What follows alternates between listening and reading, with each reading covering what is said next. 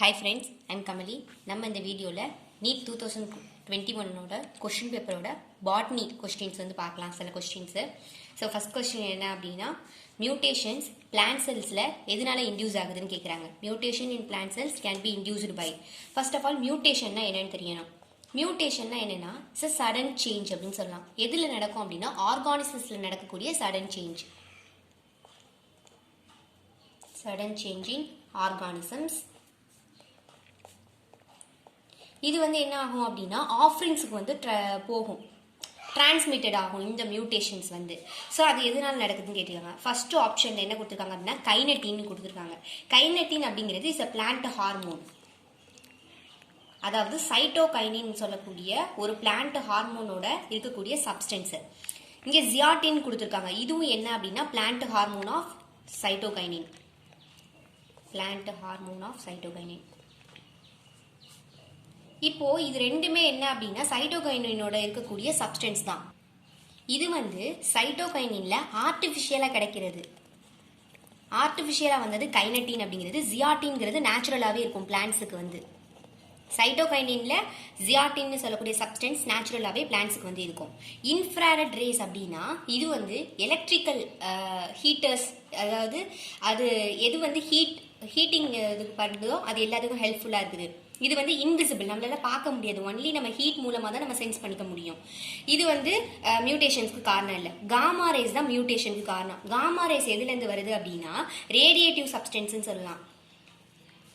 Radiative substance இது வந்து நியூக்ளியரா இருக்கலாம், அட்டாமிக் நியூக்ளியர், ஏதோ ஒரு ரேடியோட்டிவ் சப்ஸ்டன்ஸ்லேருந்து ரேடியேஷன்ஸ் வரும். அந்த ரேடியேஷன் என்ன பண்ணும் அப்படின்னா ஹியூமன் ஆர் ஏதோ ஒரு ஆர்கானிசத்தில் அது உள்ள வந்து பெனட்ரேஷன் பவர் வந்து அதிகமாக இருக்கும் இந்த காமா ரேஸ்க்கு. அதனால அது என்ன பண்ணும் அப்படின்னா டிஎன்ஏ ஜீனை போயிட்டு, டிஎன்ஏ இல்லாட்டி ஜீன் அதை போயிட்டு டேமேஜ் பண்ணும். ஸோ இதுதான் என்ன அப்படின்னா மியூட்டேஷன்ஸ் வரதுக்கான காரணம். மியூட்டேஷனுங்கிறது ஒரு டிஎன்ஏ இல்லாட்டி ஜீன் ஏதோ ஒன்று டேமேஜ் ஆகுது. எதனால? காமா ரேஸ்னால. பிகாஸ் இதுக்கு வந்து பெனட்ரேட்டிங் பவர் வந்து அதிகமாக இருக்குது. அதனால தான் காமா ரேஸ் வந்து மியூட்டேஷன்ஸ்க்கு காரணமாக இருக்குது. ஸோ ஆன்சர் பார்த்தோம் அப்படின்னா gamma rays. Second question match the following மட்டும் கொடுத்துருக்காங்க. Cells with active cell division capacity. இது 4ல் எது வரும்னு பார்க்கணும். ஆக்டிவ் செல் டிவிஷன் கொடுத்துருக்காங்க. இதுக்கு ஆன்சர் என்ன அப்படின்னா மெரிஸ்டமேட்டிக் டிஷ்யூ. மெரிஸ்டமேட்டிக் அப்படின்னா ஒரு பிளான்ட்டோட எம்ப்ரியானிக்ல, அதாவது எங்கா இருக்கக்கூடிய ஒரு எம்ப்ரியானிக் டிஷ்யூ தான் மெரிஸ்டம்னு சொல்லுவாங்க. இந்த மெரிஸ்டம்லேருந்து டெஃபினேட்டிவ் டிஷ்யூஸ் வந்து வரும். ஃபர்ஸ்ட் வரக்கூடியது மெரிஸ்டம் டிஷ்யூன்னு சொல்லலாம். ஸோ மெரிஸ்டம்லேருந்து என்ன வரும் அப்படின்னா டெஃபினேட்டிவ் டிஷ்யூஸ் வந்து வருது. இது எப்படி வரும் இந்த டெஃபினேட்டிவ் டிஷ்யூ அப்படின்னா இது வந்து செல் டிவிஷன் இல்லாட்டி மல்டிப்ளிகேஷன் இது நடந்துச்சுன்னா தான் இந்த டிஷ்யூ வந்து வர முடியும். அப்போ அதனால தான் இந்த மெரிஸ்டம்க்கு என்ன இருக்கு அப்படின்னா ஆக்டிவா செல் டிவிஷன் இருக்கு. பிகாஸ் டெஃபினேட்டிவ் டிஷ்யூ வந்து வரதுக்காக எது மூலமா வரும் அப்படின்னா cell division. So active cell division capacity எதுக்கு இருக்கு அப்படின்னா மெரிஸ்டமேட்டிக் டிஷ்யூக்கு தான் இருக்குது. Second one, tissue having all cells similar in structure. இதில் டிஷ்யூவில் இருக்கக்கூடிய செல்ஸ் எல்லாம் ஒரே மாட்ட ஸ்ட்ரக்சர் அண்ட் ஃபங்க்ஷன் செஞ்சுன்னா அதை சிம்பிள் டிஷ்யூன்னு சொல்லுவாங்க. ஸோ டேரெக்டாக இங்கே சிம்பிள் டிஷ்யூ கொடுத்துருக்காங்க. அப்போ சிம்பிள் டிஷ்யூ தான் answer. Tissue having different types of cells இருந்துச்சு அப்படின்னா வாஸ்குலர் டிஷ்யூன்னு சொல்லுவாங்க. ஸோ அது டெட் செல்ஸ் வந்து ஹைலி திக்கண்ட் வால்ஸாக இருக்குது, நேரோ லூமனாக இருந்துச்சுன்னா எதுன்னு கேட்டுருக்காங்க. இது ஸ்க்ளீரைட்ஸ் தான் இருக்குது, பேலன்ஸ் கொடுத்துடலாம். இந்த ஸ்க்ளீரைட்ஸ் அப்படிங்கிறது என்னன்னா ஸ்க்ளீரன் கைமா அதுலேருந்து வரக்கூடியது. ஸ்க்ளீரன் கைமா எங்கே இருக்கும் அப்படின்னா பிளான்ட்ஸில் வந்து இருக்கக்கூடியது ஸ்க்ளீரன் கைமா அப்படின்னு சொல்லலாம். ஸோ இதில் வந்து பார்த்தோம் அப்படின்னா செல் வால் வந்து லிக்னின் அப்படிங்கிற சப்ஸ்டன்ஸ்னால இருக்கும். இந்த லிக்னின் சொல்லக்கூடிய சப்ஸ்டன்ஸ் இருக்கனால தான் இந்த செல் வால் எப்படி இருக்கு அப்படின்னா நல்ல திக்காக இருக்குது. ஸோ இது வந்து டெட் செல்ஸ் அப்படின்னு கூட சொல்கிறாங்க. இதுக்கு வந்து உயிர் இருக்காது. பிகாஸ் இங்கே வந்து என்ன அப்படின்னா புரோட்டோபிளாசம் கிடையாது. புரோட்டோபிளாசம் இல்லை அப்படின்னாலே அது டெட் செல்ஸாக தான் நம்ம சொல்லுவோம். So no protoplasm. இதுதான் நம்ம 2 டைப்ஸாக பிரிக்கலாம் ஸ்க்ளீரன் கைமால. ஒன்று வந்து ஸ்க்ளீரைட்ஸ், இன்னொன்று வந்து ஃபைபர்ஸ் அப்படின்னு சொல்லலாம். ஸோ இந்த ஸ்க்ளீரைட்ஸ் அப்படின்னா ஸ்க்ளீரன் கைமாவோட எலாங்கேட்டட் ஃபார்மை தான் என்ன சொல்லுவாங்க அப்படின்னா ஸ்க்ளீரைட்ஸ் அப்படின்னு சொல்லுவாங்க. இது ஆல்சோ கால்டு ஸ்டோன் செல்ஸ் அப்படின்னு கூட சொல்லலாம். இதுக்கு இன்னொரு பேர். இதில் இருக்கக்கூடிய லூமன் வந்து இருக்கும். லூமன் வந்து எப்படி இருக்கு அப்படின்னா நல்ல நேரோவாக இருக்கும், திக்கண்ட் செல் வால்ஸாக இருக்கும். So dead cells with highly thickened walls and narrow lumen கேன்சர் என்ன அப்படின்னா ஸ்க்ளீரைட்ஸ். தேர்ட் கொஸ்டின்ல கரெக்ட் சீக்வன்ஸ் வந்து ஸ்டெப்ஸ் வந்து கேட்டிருக்காங்க. அதாவது பிசிஆர் அப்படின்னு சொல்லியிருக்காங்க. பிசிஆர் அப்படின்னா என்ன? Polymerase chain reaction.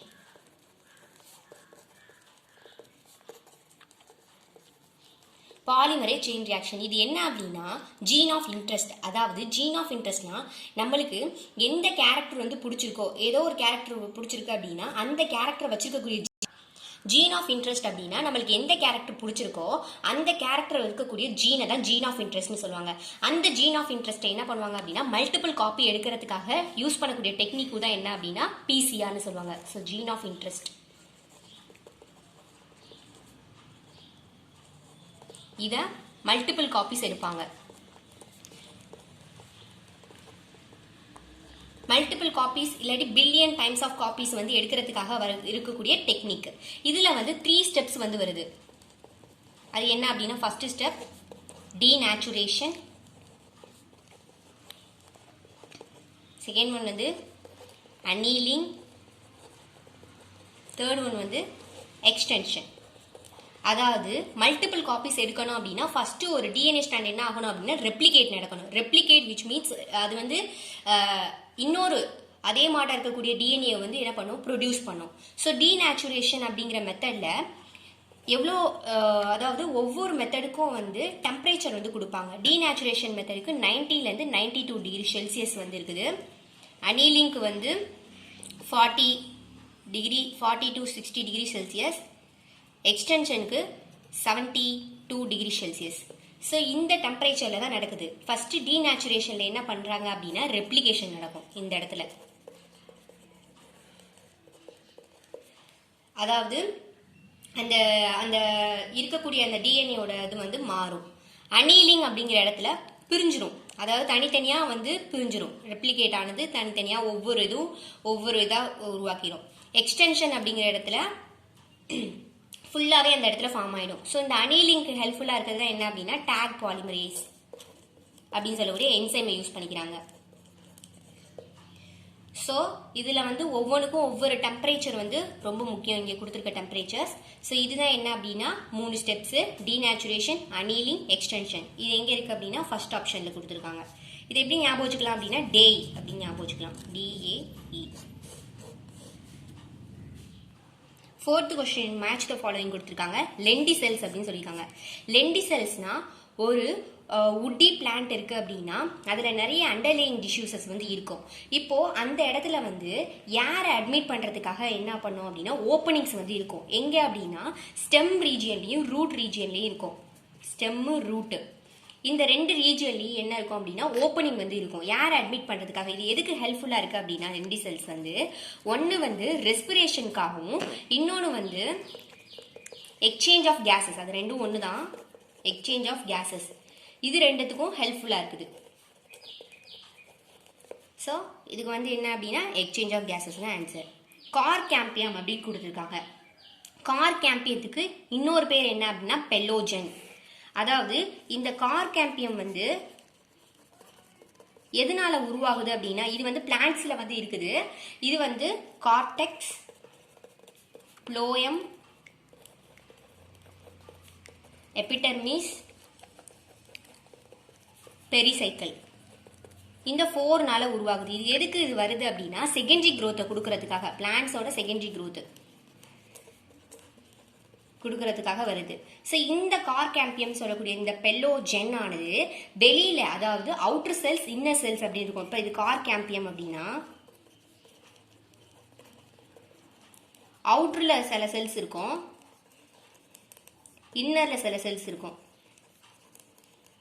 அவுட்டர்ல இருக்கக்கூடிய செல்ஸ் என்ன சொல்லலாம் அப்படின்னா கார்க், அதாவது ஃபெல்லம் அப்படின்னு சொல்லலாம்.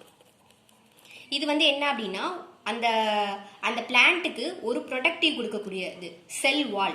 இதோட செல் வால் எதனால ஆயிருக்கும் அப்படின்னா இந்த கார்க்கோட செல் வால் சூப்பரின்னு சொல்லக்கூடிய சப்ஸ்டன்ஸ்னால உருவாயிருக்கும். இதுக்கு வந்து உயிர் இருக்காது, டெட் செல்ஸ் மாட்டோம். இது இன்னர் செல்ஸ்ல என்ன இருக்கும் அப்படின்னா ஃபெல்லோ டேர்ம் அப்படின்னு சொல்லக்கூடிய செகண்டரி கார்டெக்ஸ் வச்சிருக்கு. கார்டெக்ஸ் இதுல வந்து பார்த்தோம் அப்படின்னா இது வந்து லிவிங் செல்ஸ் தான், உள்ளக்கே இருக்குது. இதுல என்ன இருக்கும் அப்படின்னா குளோரோஃபில்னு சொல்லக்கூடிய பிக்மெண்ட்ஸ் இருக்கு, அதனால இது லிவிங் செல்ஸ். ஸோ இப்படி இந்த கார் கேம்பியம் வந்து அவுட்டர் செல்ஸை கார் பெல்லமாகவும் இன்னர் பார்ட்டில் பொறுத்தளவு ஃபெல்லோடம் இல்லாட்டி செகண்டரி கார்டெக்ஸ் இப்படி 2 இதாக பிரிஞ்சிருக்குது. ஸோ இதுலேருந்து செகண்டரி கார்டெக்ஸ் அப்படின்னா ஃபெல்லோ டேர்ம் அப்படின்னு சொல்லலாம். இதை எப்படி ஞாபகம் வச்சுக்கலாம் அப்படின்னா டேர்ம் அப்படிங்கிறது வந்துருக்கு, செகண்ட் டேர்ம் அப்படின்னு ஞாபகம் வச்சுக்கலாம். அப்போ செகண்டரி கார்டெக்ஸ்னா ஃபெல்லோ டேர்ம். கார்க்குங்கிறது நமக்கு தெரியும், அது வந்து அவுட்டர் லேயரில் ப்ரொடெக்டிங்காக இருக்கக்கூடிய லேயர். அதாவது இந்த இது இங்கே கார் கேம்பியத்துக்கு இங்கே வெளியில் இருக்கக்கூடிய லேயர், இந்த லேயர் வந்து ப்ரொடெக்டிவ் பண்ணுறதுனால நல்லா இப்படி ரொம்ப நெருக்கமாக அப்படியே ஒழுங்காக இருக்கும். ஆனால் இன்னர் செல்ஸில் பார்த்தோம் அப்படின்னா இப்படியெல்லாம் நெருக்கமாலாம் இருக்காது, நல்லா நிறைய கேப் விட்டு விட்டு ஃபெல்லோடம் வந்து இருக்கும். ஸோ கார்க் வந்து எதனால இருக்குது அப்படின்னா சூப்பரின் டெபாசிஷன். இப்போ 5th கொஸ்டின் பார்க்கலாம். சென்ட்ரல் டாக்மாவில் வந்து ஒரு ஸ்டெப்ஸ் வந்து சார்ட் மாட்ட கொடுத்துருக்காங்க. டிஎன்ஏ, எம்ஆர்என்ஏ, அப்புறம் என்னன்னு கேட்டிருக்காங்க. ஸோ இது வந்து என்ன அப்படின்னா ஜெனட்டிக் இன்ஃபர்மேஷன் எப்படி போகுது அப்படின்னுங்கிறத எக்ஸ்பிளைன் பண்ணக்கூடிய கிராஃப் தான் அது, ஒரு சார்ட் அப்படின்னு சொல்லலாம். ஸோ இதில் வந்து என்ன ஆகுது அப்படின்னா ஃபஸ்ட்டு டிஎன்ஏ என்னவா மாறும் அப்படின்னா எம்ஆர்என்ஏ மாறுது, எம்ஆர்என்ஏ என்னவா மாறும்னா ப்ரோட்டீனாக மாறும். அது என்னென்ன ஸ்டெப்ஸ் மூலமாக அப்படின்னு கேட்டிருக்காங்க. ஸோ ஃபஸ்ட்டு வந்து டிஎன்ஏ என்ன ஆகும் அப்படின்னா ரெப்ளிகேஷன் நடக்கும். ரெப்ளிகேஷன் அப்படின்னா ஒரு டபுள் ஸ்டாண்டர்ட் டிஎன்ஏ இப்படி இருக்குது. இது ஒரு இதை வந்து டிஎன்ஏவோட ஒரு பார்ட்டை டெம்ப்ளேட்னு சொல்லுவோம். அதே வந்து இன்னொரு டெம்ப்ளேட் சேர்ந்துச்சுன்னா இதான் என்ன அப்படின்னா டபுள் ஸ்டாண்டர்ட் டிஎன்ஏன்னு சொல்லலாம். ஸோ இந்த டபுள் ஸ்டாண்டர்ட் டிஎன்ஏ என்ன பண்ணும் அப்படின்னா ரெப்ளிகேட் ஆகும். அதாவது இந்த ஒரு ஸ்டாண்டு ஒரு ஆஃப்ரிங்ஸ்ன்னு சொல்லக்கூடிய நியூ டிஎன்ஏ உருவாக்கும். இங்கே இருக்கக்கூடிய இந்த ஒரு ஸ்டாண்டு இன்னொரு டிஎன்ஏ நியூ டிஎன்ஏன்னு சொல்லக்கூடிய ஒரு இதை உருவாக்கும். அப்போது நம்மளுக்கு இப்படி கிடைக்கும். இதான் என்ன அப்படின்னா ரெப்ளிகேஷன். இந்த ரெப்ளிகேஷன் மெத்தட் மூலமாக எதை ஃபார்ம் பண்ண முடியும் அப்படின்னா எம்ஆர்என்ஏ நம்ம ஃபார்ம் பண்ணணும். அதாவது எம்ஆர்என்ஏ வரத்துக்கான ஒரு ஸ்டெப்ஸு, டிரான்ஸ்கிரிப்ஷன் வரதுக்கு முன்னாடி உள்ள ஒரு ஸ்டெப் தான் என்ன அப்படின்னா ரெப்ளிகேஷன். இது மூலமாக நம்ம என்ன பண்ணலாம் அப்படின்னா ஒரு டிஎன்ஏவை நம்ம காப்பி எடுத்து வச்சுக்கலாம். செகண்ட் ஸ்டெப் வந்து அப்போ இங்கே ஏங்கிற இடத்துல என்ன வந்துடும் அப்படின்னா ரெப்ளிகேஷன் அப்படின்னு வந்துடும். ஸோ 2 இடத்துல ஆப்ஷனில் கொடுத்துருக்காங்க. அடுத்து வரக்கூடிய ஸ்டெப் என்ன அப்படின்னா டிரான்ஸ்கிரிப்ஷன் அப்படிங்கிற மெத்தட் மூலமாக என்ன பண்ண முடியும் அப்படின்னா எம்ஆர்என்ஏவை ப்ரொடியூஸ் பண்ண முடியும். ஏதோ ஒரு ஆர்என்ஏ, அதாவது டிரான்ஸ்கிரிப்ஷன்னா என்னன்னா டிஎன்ஏ ஆர்என்ஏவா மாறும். அதாவது டிரான்ஸ்கிரிப்ஷன் மூலமாக அந்த ஜெனட்டிக் இன்ஃபர்மேஷன் என்ன பண்ணுறோம் அப்படின்னா காப்பி பண்ணக்கூடிய process, copying of genetic information.